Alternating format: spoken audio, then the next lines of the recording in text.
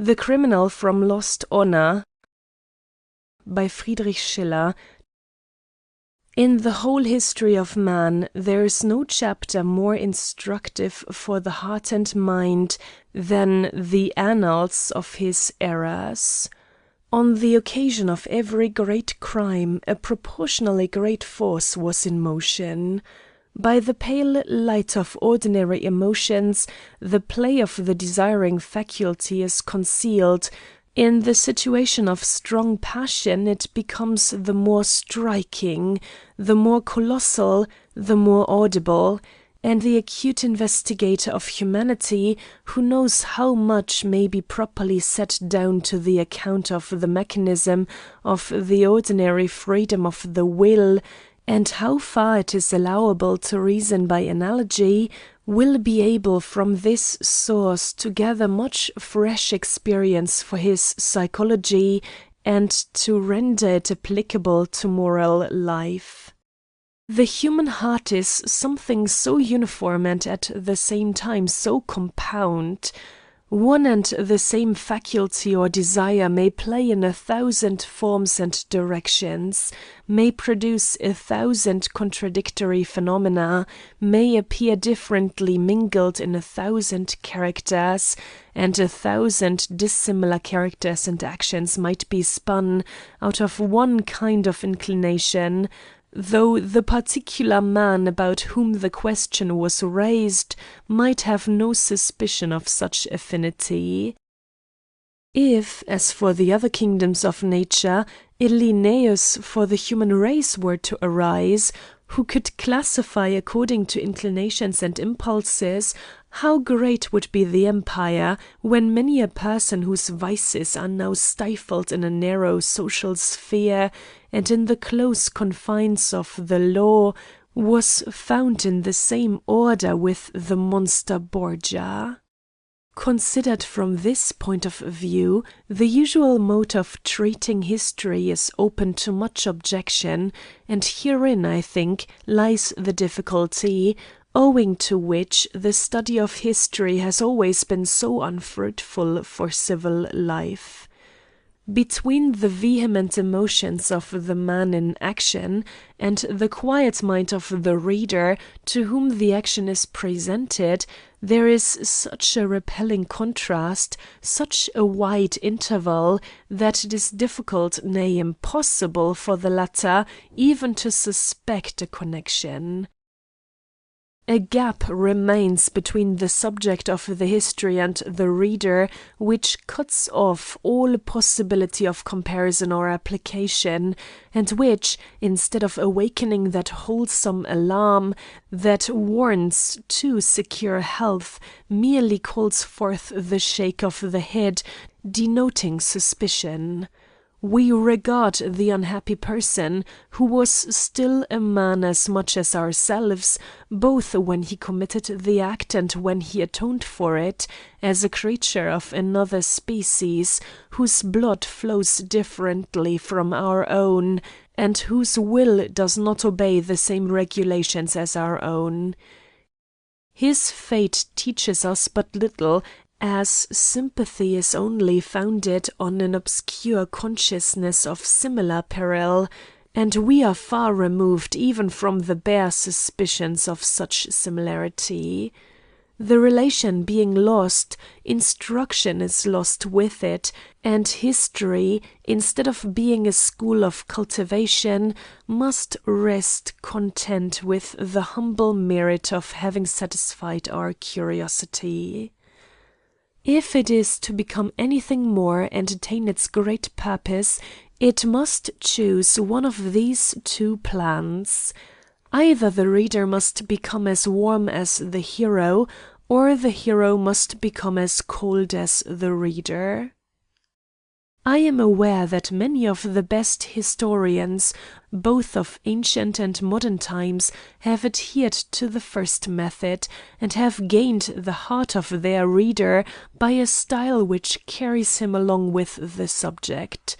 But this is a usurpation on the part of the author and an infringement on the republican freedom of the reading public, which is itself entitled to sit in judgment. It is at the same time a violation of the law of boundaries, since this method belongs exclusively and properly to the orator and the poet. The last method is alone open to the historian. The hero must be as cold as the reader, or, what comes to the same thing, we must become acquainted with him before he begins to act. We must see him not only perform, but will his action. His thoughts concern us infinitely more than his deeds, and the sources of his thoughts still more than the consequences of his deeds. The soil of Vesuvius has been explored to discover the origin of its eruption, and why is less attention paid to a moral than to a physical phenomenon? Why do we not equally regard the nature and situation of the things which surround a certain man until the tinder collected with him takes fire? The dreamer who loves the wonderful is charmed by the singularity and wonder of such a phenomenon, but the friend of truth seeks a mother for these lost children. He seeks her in the unalterable structure of the human soul, and in the variable conditions by which it is influenced from without, and by searching both these, he is sure to find her. He is now no more astonished to see the poisonous hemlock thriving in that bed, in every other part of which wholesome herbs are growing, to find wisdom and folly, virtue and vice, together in the same cradle. Not to mention any of the advantages which psychology derives from such a method of treating history, this method has alone the preference, because it uproots the cruel scorn and proud security with which erect and untempted virtue commonly looks down upon the fallen, because it diffuses the mild spirits of toleration, without which no fugitive can return, no reconciliation between the law and its offender is possible, no infected member of society can escape utter mortification. Had the criminal of whom I am now about to speak a right to appeal to that spirit of toleration? Was he really lost for the body of the state, without a possibility of redemption? I will not anticipate the reader's verdict. Our leniency will no more avail him, since he perished by the hand of the executioner, but the dissection of his crime will perhaps instruct humanity, and possibly instruct justice also. Christian Wolff was the son of an innkeeper in a provincial town, the name of which must be concealed for reasons which will be obvious in the sequel, and his father being dead, he assisted his mother in the business till his 20th year. The business was bad, and Wolff had many an idle hour. Even from his school days he was notorious as a loose kind of fellow. Grown-up girls complained of his audacity, and the lads of the town reverenced his inventive powers. Nature had neglected his person. A little insignificant figure, curly hair of an unpleasant blackness, a flat nose, and a swollen upper lip, which had been moreover put out of its place by the kick of a horse, gave a repulsiveness to his appearance which scared all the women away from him, and afforded abundant material for the wit of his comrades. Obstinately did he endeavour to gain what had been denied him. Because he was unpleasant he determined to please. He was sensual, and persuaded himself that he was in love. The girl whom he chose ill-treated him.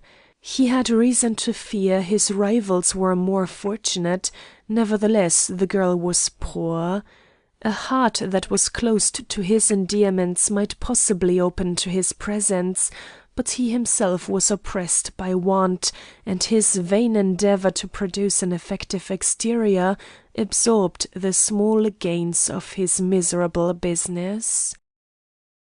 Too indolent and too ignorant to restore his dilapidated affairs by speculation, too proud and also too delicate to exchange the condition of master which he had hitherto held for that of peasant, he saw but one path before him, a path which thousands before and after him have taken with better success, that of stealing honestly. His native town bordered on a wood which belonged to the sovereign.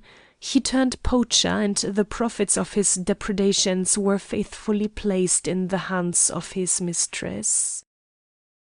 Among the lovers of Johanna was Robert, a huntsman in the service of the forester.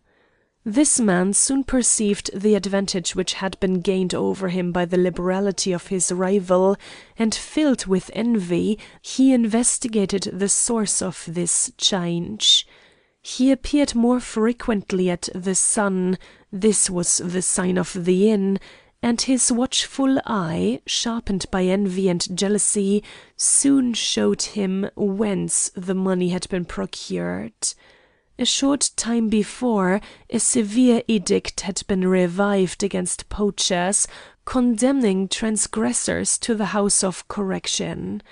Robert was unwearied in observing the secret paths of his rival, and finally succeeded in catching the unwary man in the very fact.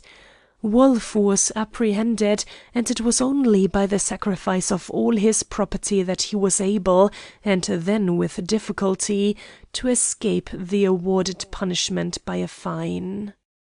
Robert triumphed. His rival was beaten out of the field, and Johanna's favour was at an end now he was a beggar. Wolf knew his enemy, and his enemy was the happy possessor of Johanna. An oppressive feeling of want was combined with offended pride, necessity and jealousy raged together against his sensitiveness. Hunger drove him out upon the wide world, revenge and passion held him fast. For a second time he turned poacher, but Robert's redoubled vigilance was again too much for him. Now he experienced all the severity of the law, for he had nothing more to give, and in a few weeks he was consigned to the house of correction attached to the capital. This year of punishment had passed, absence had increased his passion, and his stubbornness had become greater under the weight of his misfortune. Scarcely had he regained his freedom than he hastened to the place of his birth to show himself to his Johanna. He appeared and all shunned him. Pressing necessity at last subdued his pride and overcame his sense of personal weakness. He offered himself to the opulent of the place as willing to serve for daily hire. The farmer shrugged his shoulders as he saw the weakly-looking creature, and the stout, bony frame of a rival applicant was decisive against him in the mind of the unfeeling patron. He made one effort more. One office was still left, the very last post of an honest name. He applied for the vacant place of herdsman of the town, but the peasant would not trust his pigs to escape grace. Frustrated in every effort, rejected at every place, he became a poacher for the third time, and for a third time he had the misfortune of falling into the hands of his watchful enemy. The double relapse had increased the magnitude of the offence. The judges looked into the book of laws, but not into the criminal's state of mind. The decree against poachers required a solemn and exemplary satisfaction, and Wolf was condemned to work for 3 years in the fortification, with the mark of the gallows branded on his back. This period also had elapsed, and he quitted the fortification, a very different man from the man he was when he entered it. Here began a new epoch in his life. Let us hear him speak himself, as he afterwards confessed to his spiritual adviser and before the court. "I entered the fortification," he said, "as an erring man, and I left it a villain. I had still possessed something in the world which was dear to me, and my pride had bowed down under shame. When I was brought to the fortification I was confined with 23 prisoners, 2 of whom were murderers, while all the rest were notorious thieves and vagabonds. They scoffed at me when I spoke of God, and encouraged me to utter all sorts of blasphemies against the Redeemer. Obscene songs were sung in my presence, which, graceless fellow as I was, I could not hear without disgust and horror, and what I saw done was still more revolting to my sense of decency. There was not a day in which some career of shame was not repeated, in which some evil project was not hatched. At first I shunned these people and avoided their discourse as much as possible, but I wanted the sympathy of some fellow creature, and the barbarity of my keepers had even denied me my dog. The labor was hard and oppressive, my body weak. I wanted assistance, and if I must speak out, I wanted compassion also, and this I was forced to purchase with the last remains of my conscience. Thus did I ultimately become inured to what was most detestable, and in the quarter of the year I had surpassed my instructors. I now thirsted after the day of liberty, as I thirsted after revenge. All men had offended me, for all were better and happier than me. I considered myself the martyr of natural rights, the victim of the law. Grinding my teeth, I rubbed my chains when the sun rose behind the mountain on which the fortification stood. A wide prospect is a twofold hell for a prisoner. The free breeze that whistled through the loopholes of my tower, the swallow that perched on the iron bar of my grating, seemed to insult me with their liberty, and made my confinement the more hideous. Then I swore a fierce, unconquerable hate against all that resembles man, and faithfully have I kept my oath. My first thought, as soon as I was free, was my native town. Little as I had to hope there for my future support, much was promised to my hunger for revenge. My heart beat more wildly as I saw the church steeple rise in the distance from the wood. It was no more that heartfelt comfort which I felt when first I returned thither. The remembrance of all the afflictions, all the persecutions which I had suffered then, roused me at once from a frightful torpor. Every wound bled afresh, every scar was opened. I quickened my steps, for I walked in the thought of terrifying my enemy by my sudden appearance, and I now thirsted as much after new humiliation than I had before trembled at it. The bells were ringing for vespers while I stood in the middle of the market. The congregation was thronging to church. I was now recognized, and every one who came near me shyly shrank back. I was always very fond of little children, and even now, by an involuntary impulse, I gave a groschen to a boy who was skipping by me. The boy stared at me for a moment, and then flung the groschen into my face. Had my blood been cooler, I should have remembered that the beard which I had brought with me from the fortification disfigured my face in the most frightful manner. But my bad heart had infected my reason. Tears, such as I had never shed, ran down my cheeks.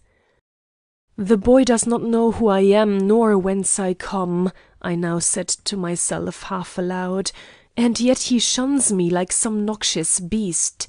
Have I any mark on my forehead, or have I ceased to look like a man because I can no longer love one?" The contempt of this boy wounded me more bitterly than 3 years' service in the galleys, for I had done him a kindness and could not charge him with personal hatred. I sat down in a timber yard opposite the church. What I actually desired I do not know, but this I know, that I rose with indignation when, of all my acquaintances that passed, no one would give me a greeting. Deeply offended, I left the spot to seek a lodging, when just as I was turning the corner of a street, I ran against my Johanna. "The host of the sun!" she cried aloud, and made a movement to embrace me. "Thou returned, dear host of the sun! God be praised!" Her attire bespoke misery and hunger. Her aspect denoted the abandoned condition to which she had sunk. I quickly surmised what had happened. Some of the prince's dragoons who had met me made me guess that there was a garrison in the town. "Soldiers, wench!" cried I, and laughing I turned my back upon her. I felt comforted that in the rank of living beings there was still one creature below me. I had never loved her. My mother was dead. My creditors had paid themselves with my small house. I had lost everybody and everything. All the world shunned me as though I were venomous, but I had at last forgotten shame. Before, I had retired from the sight of men because contempt was unendurable. Now I obtruded myself upon them, and felt delight in scaring them. I was easy because I had nothing more to lose, and nothing more to guard. I no more needed any good quality, because none believed I could have any. The whole world lay open before me, and in some strange province I might have passed for an honest man, but I had lost the spirit even to appear one. Despair and shame had at last forced this mood upon me. It was the last refuge that was left me, to learn to do without honor, because I had no longer a claim to it. Had my pride and vanity survived my degradation, I must have destroyed myself.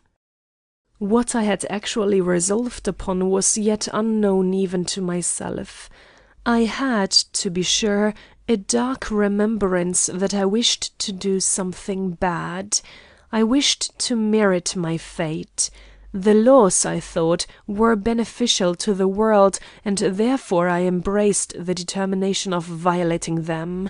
Formerly I had sinned from necessity and levity, now it was from free choice and for my own pleasure. My first plan was to continue my poaching. Hunting altogether had gradually become a passion with me, and besides I was forced to live some way. But this was not all. I was tickled at the thought of scorning the princely edict, and of injuring my sovereign to the utmost of my power.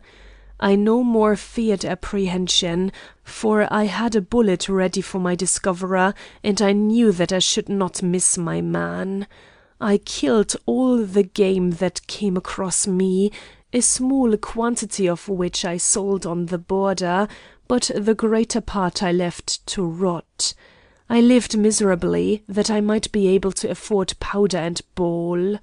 My devastations in the great hunt were notorious, but suspicion no longer touched me.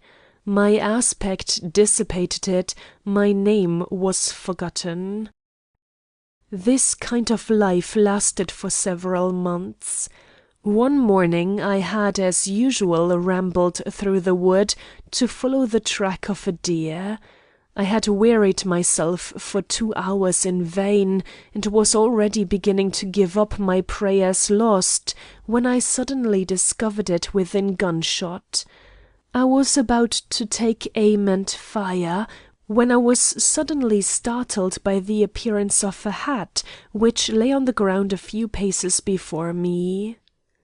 I looked closer, and discovered the huntsman Robert, who, from behind the thick trunk of an oak tree, was levelling his gun at the very animal which I had designed to shoot. At this sight a deadly coldness passed through my bones. Here was the man whom I detested more than any living thing, and this man within reach of my bullet. At the moment I felt as if the whole world depended on the firing of my gun, and the hatred of my whole life seemed concentrated in the tip of the finger that was to give the fatal pressure to the trigger. An invisible fatal hand was suspended over me. The index of my destiny pointed irrevocably to this black minute. My arm trembled when I allowed my gun the fatal choice, my teeth chattered as in an ague fit, and my breath, with a suffocating sensation, was confined in my lungs. For the duration of 1 minute did the barrel of the gun waver uncertainly between the man and the deer. 1 minute, and one more, and yet one more. It was a doubtful and obstinate contest between revenge and conscience, but revenge gained the victory, and the huntsman lay dead on the ground. My gun fell as it had been fired. "Murderer!" I stammered out slowly. The wood was as silent as a churchyard, and I could hear plainly that I said "murderer." When I drew nearer, the man had died. Long did I stand speechless before the corpse, when a shrill burst of laughter came as a relief. "Will you keep counsel now, friend?" said I, and boldly stepping up to the murdered man, I turned round his face towards myself. His eyes were wide open. I was serious and again became suddenly still. An extraordinary feeling took possession of me. Hitherto I had sinned on account of my disgrace, but now something had happened for which I had not yet atoned. An hour before, I think, no man could have persuaded me that there was anything under heaven worse than myself, whereas now I began to suspect that my condition an hour before was, perhaps, an enviable one. God's judgments did not occur to me, but I had a dim recollection of sword and cord, and the execution of an infanticide which I saw while a schoolboy. There was something peculiarly terrible to me in the thought that my life from this moment had become forfeit. More I do not recollect. My first wish was that Robert was still living. I endeavored forcibly to recall to my mind all the wrong that the deceased had done me during his life, but, strange to say, my memory seemed to have perished. I could recall nothing of that which a quarter of an hour before had impelled me to madness. I did not understand how I had been induced to commit this murder. I was yet standing by the corpse. The crack of some whips and the noise of carts which were passing through the wood brought me to my senses. The deed had been committed scarcely a quarter of a mile from the high road, and I was forced to think of my own safety. Unintentionally I strayed deeper into the wood. On the way it struck me that the deceased once possessed a watch. I needed money to reach the border, and yet I lacked courage to return to the spot where the dead man lay. A thought of the devil and of an omnipotence of the deity began to terrify me. However, I summoned all my audacity and resolved to set all hell at defiance. I returned to the place. I found what I had expected, and also money amounting to rather more than $1 in a green purse. Just as I was about to put them both up, I suddenly stopped and began to reflect. It was no fit of shame, nor was it the fear of increasing my crime by plunder. I believed it was out of a spirit of defiance that I flung away the watch, and only kept half the money. I wished to be taken for a personal enemy of the murdered man, but not for one who had robbed him. I now fled deeper into the wood, which I knew extended 4 German miles to the north, and there touched the border of the country. Till noon I ran breathless. The rapidity of my flight had dissipated the anguish of my conscience, but the return of that anguish was frightful when my strength more and more declined. 1,000 hideous forms passed before me, and struck into my heart like sharp knives. Between a life filled with an increasing terror of death and a violent end, the awful choice was now left me, and choose I must. I had not the heart to quit the world by self-destruction, and I was terrified at the prospect of remaining in it. Fixed as it were between the certain torments of life and the uncertain terrors of eternity, unable to live or die, I passed the 6th hour of my flight, an hour brimful of horrors such as no living man could narrate.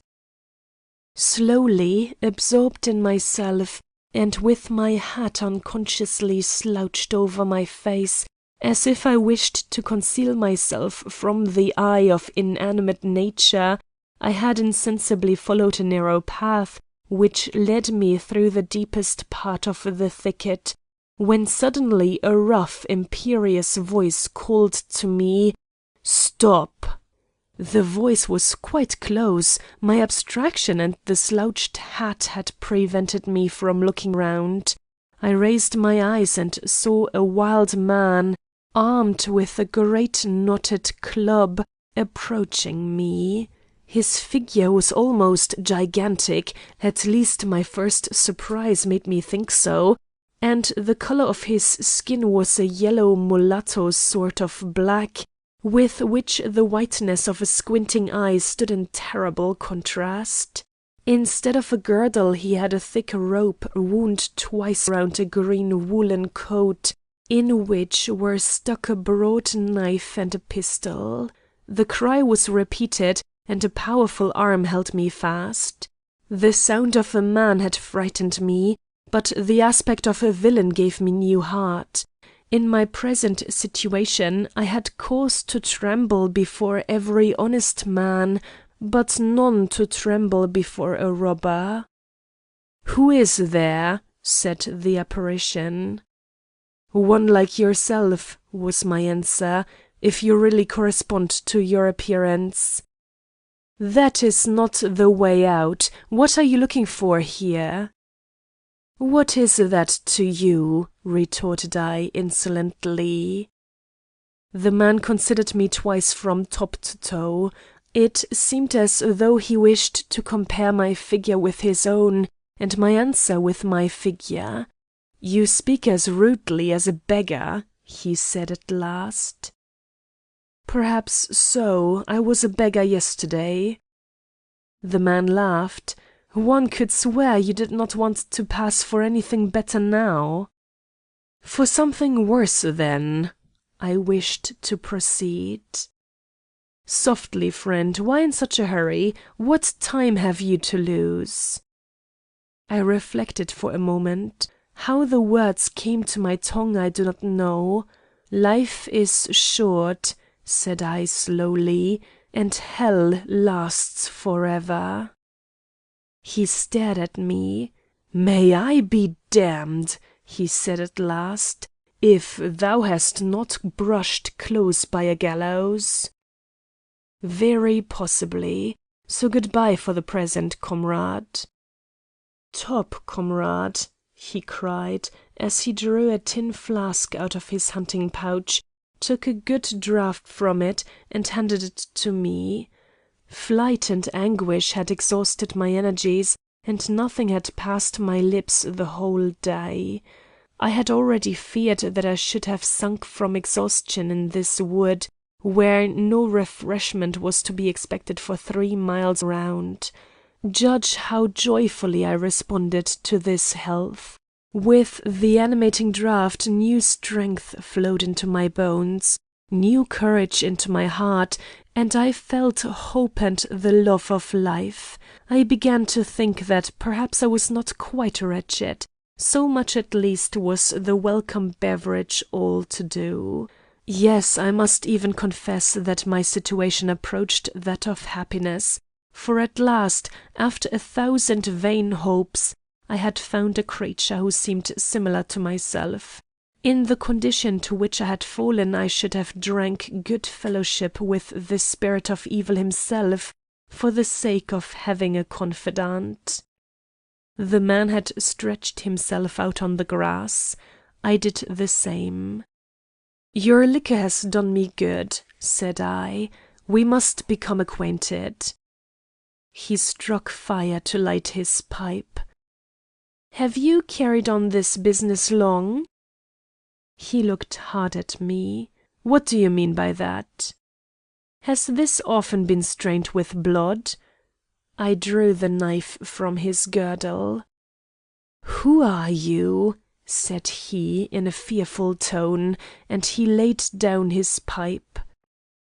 "A murderer like you, but only a beginner." The man stared at me and took up his pipe again. "Do you reside here?" he said at last. 3 miles off. I am the host of the Sun of whom you perhaps have heard." The man sprung up as if possessed.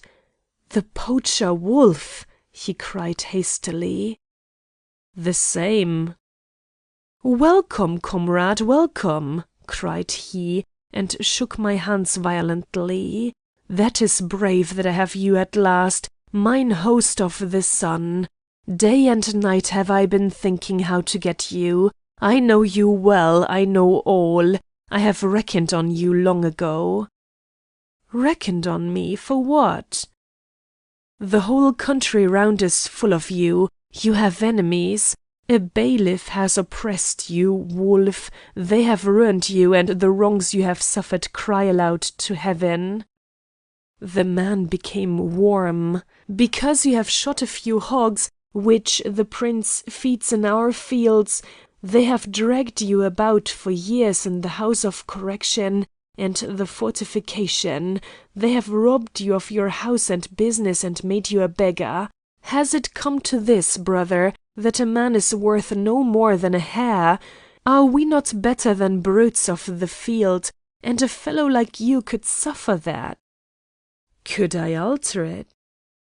"That we shall see. But tell me, whence do you come, and what do you propose?"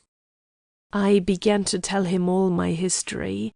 The man, without waiting till I had finished it, sprung up with joyous impatience, and drew me after him. "Come, brother, host of the Sun," said he, "now you are ripe, now I have you when I wanted you. I shall get honor by you. Follow me." "Where will you take me?" "Do not stop to ask, but follow." He then forcibly dragged me along. We had proceeded about a quarter of a mile. The wood became more and more steep, pathless, and wild. Neither of us uttered a word, until at last my leader's whistle startled me out of my meditations. I raised my eyes. We were standing on the edge of a steep rock, which was bowed down into a deep cleft. A second whistle answered from the interior hollow of the rock, and a ladder slowly rose from the abyss, as of its own accord. My conductor descended first and told me to wait till he returned. "I must first chain up my dog," said he. "You are strange here, and the beast would tear you to pieces." I now stood alone before the abyss, and well I knew that I was alone. The improvidence of my leader did not escape my attention. I only required a hearty resolution to draw up the ladder, then I should have been free, and my flight would have been secure. I confess that I perceived that. I looked down into the abyss, which was now to receive me, and it dimly reminded me of the descent into hell, from which there is no redemption. I began to shudder at the career I was about to enter. Only a rapid flight could save me. I resolved on this flight.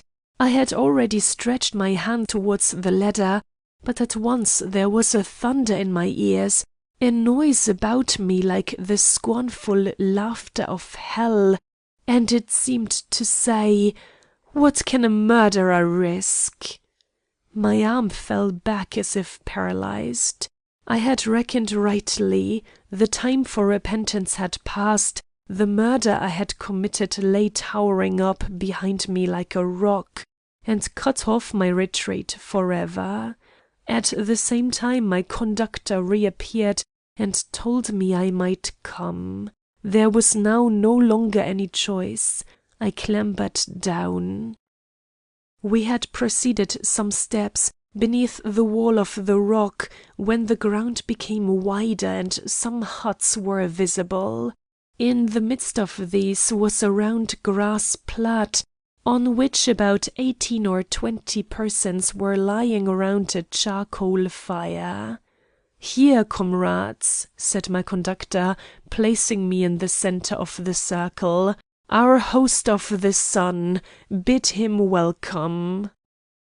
"The host of the sun!" cried all at once, and they all, men and women, rose and pressed round me. Shall I confess it, the joy was hearty and unaffected. Confidence, nay, esteem appeared in every face. One pressed my hand, another familiarly shook me by my coat. The whole scene resembled that at the reappearance of an old and valued friend. My arrival had interrupted the feast, which they had just begun. They now continued it and invited me to pledge the welcome. Game of all kinds formed the meal, and the wine flask passed without flagging from hand to hand. Good cheer and unity seemed to animate the entire band, and the contest among them all was who should show the most extravagant delight at my arrival. They had seated me between two women, which was the post of honor at the table. I expected to find the refuse of their sex, but how great was my astonishment when I discovered among this infamous troop the most beautiful female forms that my eyes had ever beheld. Margaret, the eldest and most beautiful of the two, was called Miss, and would scarcely have been 25. Her words were very bold, and her gestures still more so. Maria, the younger, was married, but she had fled from a husband who had ill-used her. She was more elegant but pale and delicate-looking, and less striking to the eye than her fiery neighbor. Both women strove hard to excite my passion. The beautiful Margaret endeavored to overcome my bashfulness by loose jests, but the whole woman was repulsive to me, and the bashful Maria had gained my heart forever. "You see, brother, host of the sun," began the man who had brought me, "you see how we live together, and every day is like this one. Is it not true, comrades?" "Every day like this," repeated the whole band. "If, then, you can resolve to find pleasure in our mode of life, strike a bargain and be our leader. I have held that post hitherto, but I will give it up to you. Are you content, comrades?" A joyful "yes" was responded from every throat. My head was on fire, my brain was turned, and my blood was boiling with wine and passion. The world had cast me out as infected with the plague, but here I found a brotherly reception, honor, and comfort. Whatever choice I made, death awaited me, but here I could at least sell my life for a higher price. Sensuality was my most violent tendency. Hitherto the other sex had only shown me contempt, but here I should find favor and boundless enjoyment. My determination cost me but little. "I stay with you, comrades," cried I, loudly and resolutely, and walked into the midst of the band. "I remain with you," I cried again, "if you will give me my beautiful neighbor." All agreed to grant my request, and I was the declared possessor of a harlot and owner of a band of robbers. The following part of the history I entirely pass over. The merely detestable has nothing instructive for the reader. An unfortunate man who had sunk to this depth would at last necessarily allow himself all that raises the indignation of mankind. He did not, however, commit another murder, as he himself confessed upon the rack. The fame of this man shortly spread over the entire province. The high roads became unsafe, the citizens were rendered uneasy by the burglaries committed in the night, the name of the host of the sun became the terror of the country people, justice searched for him, and a reward was offered for his head. He was fortunate enough to frustrate all attempts made against his liberty, and cunning enough to turn to the account of his safety the superstition of the wonder-loving peasantry. His comrades had to spread the report that he had made a compact with the devil and understood witchcraft. The district in which he played his part belonged less at that time than now to the enlightened part of Germany. The reports were believed, and his person was secure. No one showed a desire to attack the dangerous fellow who had the devil at his service. He had already for a year followed his melancholy profession when it began to grow insupportable. The band at whose head he stood did not fulfill his brilliant expectations. A seductive exterior had dazzled him amid the fumes of the wine. Now he saw with horror how frightfully he had been deceived. Hunger and want took the place of that superfluity by which his senses had been lulled. Very often he had to risk his life on a meal which was scarcely sufficient to keep him from starvation. The phantom of that brotherly concord vanished. Envy, suspicion, and jealousy raged among this abandoned crew. Justice had offered a reward to anyone who should deliver him up alive, with a solemn pardon if he were an accomplice, a powerful temptation for the dregs of the earth. The unhappy man knew his peril. The honesty of those who betrayed God and man was a bad security for his life. From this moment sleep was gone. A deadly and eternal anguish preyed on his repose. The hideous spectre of suspicion rattled behind him wherever he fled, tortured him when he was awake, lay down by him when he went to sleep, and scared him with horrible visions. His conscience, which had been for some time dumb, now recovered its speech, and the adder of remorse, which had slept, now awoke amid the general storm of his bosom. All his hatred was now diverted from mankind, and turned its frightful edge against himself. He now forgave all nature, and found none but himself to execrate. Vice had completed its instruction of this unhappy being. His naturally good sense at last overcame the mournful delusion. Now he felt how low he had fallen. Calm melancholy took the place of grinding despair. With tears he wished the past were recalled, for now he felt certain that he could go through it differently. He began to hope that he might be allowed to become honest, because he felt that he could be so. At the highest point of his depravity, he was perhaps nearer to goodness than before his first fault. About the same time, the 7 Years' War had broken out, and recruiting was going on with vigor. This circumstance inspired the unhappy man with hope, and he wrote a letter to his sovereign, an extract of which I insert. If your princely favour feels no repugnance towards descending to me, if criminals of my class are not beyond the sphere of your mercy, grant me a hearing, I beg of your most serene highness.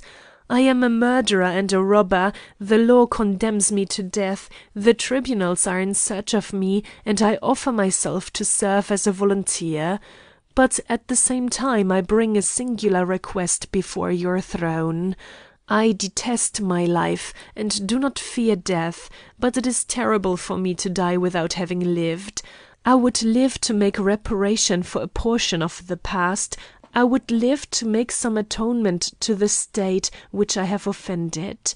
My execution will be an example to the world, but no compensation for my deeds.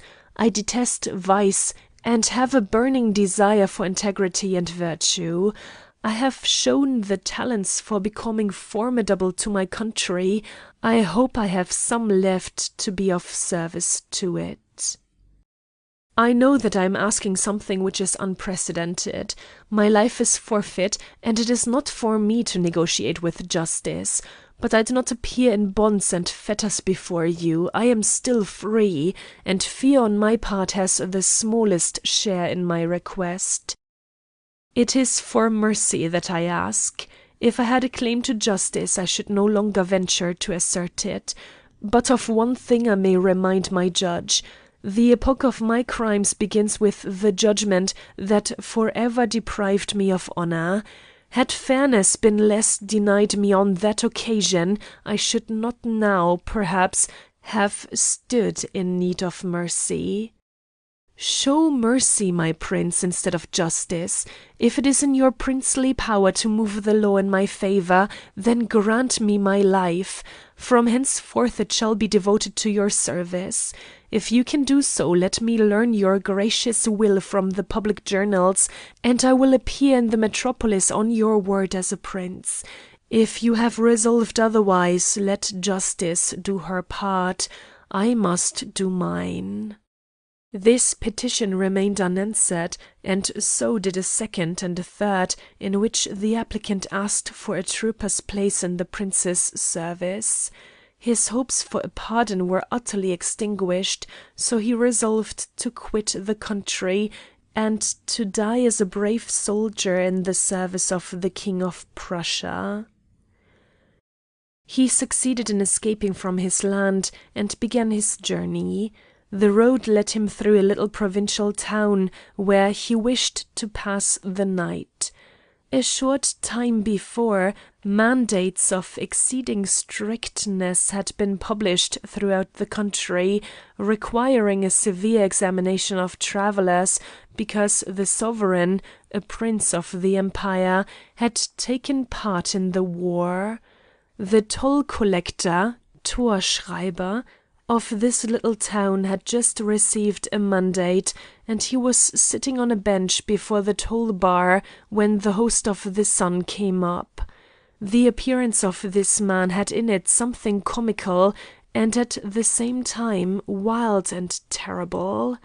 The lean pony which he rode, and the grotesque choice of his attire, in which his taste had probably been less consulted than the chronology of his thefts, contrasted singularly enough with a face over which so many raging passions were spread, like mangled corpses on a field of battle. The collector was struck by the sight of this strange wanderer. He had grown grey at the toll bar, and by attending to his office for 40 years had become an infallible physiognomist of all the vagabonds about.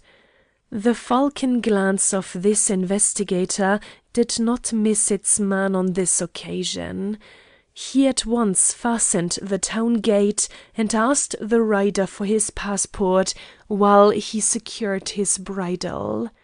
Wolf was prepared for chances of this kind, and actually had with him a passport, which he had taken shortly before while plundering a merchant. The single voucher, however, did not suffice to counteract the observation of 40 years, and to move the oracle of the toll bar to a recantation. He trusted his eye more than the paper, and Wolf was obliged to follow him to the office of the bailiff. The superior of the office examined the passport and declared it correct. He was an ardent lover of news, and it was his delight to chatter over the newspaper by his bottle. The passport told him that the bearer had come straight from those foreign countries where the theatre of the war was situated. He hoped to get private intelligence from the stranger, and sent back a secretary with the passport to invite him to partake of a bottle of wine. In the meantime the host of the Sun was standing in front of the office, and the whimsical spectacle had assembled the rabble of the town in throngs. The people whispered into one another's ears, pointed at the horse and rider, till at last the insolence of the mob increased to a loud tumult. The horse, at which everyone pointed, was unluckily a stolen one, and Wolf fancied that it had been described in placards and was recognized. The unexpected hospitality of the superior confirmed his suspicion. He now considered it certain that the falsity of his passport was discovered, and that the invitation was only a snare to catch him alive, and without resistance. His bad conscience besotted him, so he clapped spurs to his horse and rode off without giving a reply. This sudden flight was the signal for an uproar. "A thief!" cried all, and off they flew after him. To the rider it was a matter of life and death. He had already the start, his followers panted breathlessly, and he seemed to be on the point of escape. But a heavy hand pressed invisibly towards him. The watch of his destiny had run down. The inexorable Nemesis detained her debtor. The street to which he trusted had no outlet, and he was forced to turn back towards his persecutors. The noise of this event had in the meantime set the whole town in an uproar. Throng pressed on throng, all the streets were lined, and a host of enemies were marching towards him. He showed a pistol, the mob receded, and he would have made a way through the crowd by force. "A shot from this," said he, "for the mad fool who detains me." A general pause was dictated by fear, when at last a bold journeyman blacksmith darted on his arm from behind, caught the finger with which the insane man was about to fire, and forced it out of joint. The pistol fell, the disarmed man was pulled from his horse, and dragged to the office in triumph. "Who are you?" asked the judge in a somewhat brutal tone. A man who is resolved to answer no question until it is put more courteously. Who are you? That which I represented myself to be. I have travelled all through Germany, and never found impudence at home anywhere but here. Your speedy flight renders you very suspicious. Why did you fly? Because I was tired of being the laughing-stock of your rabble. You threatened to fire. My pistol was not loaded. The weapon was examined, and true enough, it contained no bullet. Why did you secretly carry arms? Because I have with me articles of value, and because I have been warned against a certain host of the sun, who is said to be roving about these parts. Your replies argue much for your audacity, but little for the goodness of your cause. I will give you till tomorrow to discover the truth to me. I shall abide by what I have already said. Let him be conducted to the tower. To the tower? I hope, Herr Superior, that there is still justice in this country. I shall require satisfaction. I will give it you as soon as you are acquitted.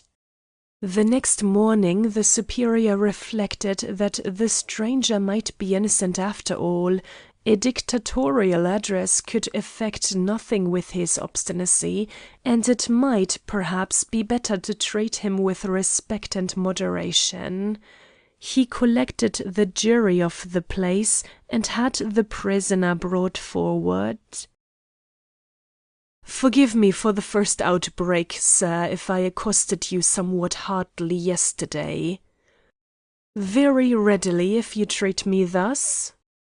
Our laws are severe, and your affair made a noise.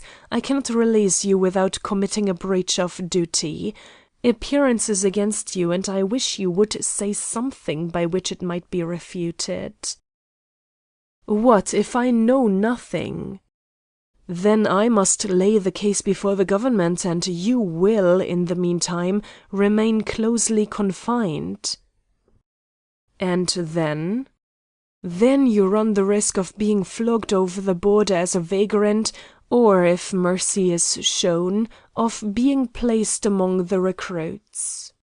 He was silent for some minutes, and appeared to be undergoing a severe contest. Then he suddenly turned to the judge. "Can I be alone with you for a quarter of an hour?"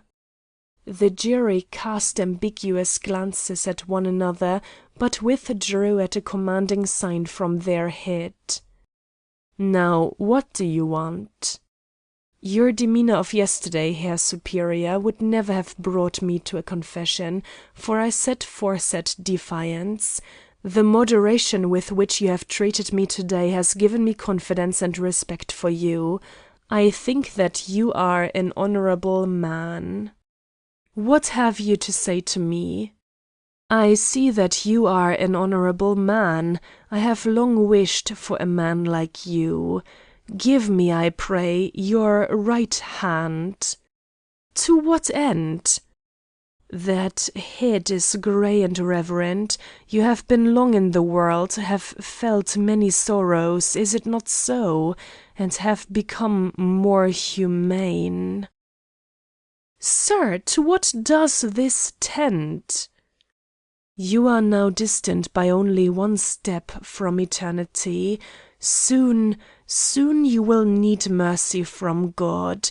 You will not deny it to man. Do you suspect nothing? With whom do you suppose you are speaking?" "What do you mean? You terrify me." "If you do not already suspect, write to your prince how you found me, and that I myself of my free choice was my own betrayer, that God will be merciful unto him as he now shows mercy unto me. Entreat for me, old man, and then let a tear fall on your report. I am the host of the sun."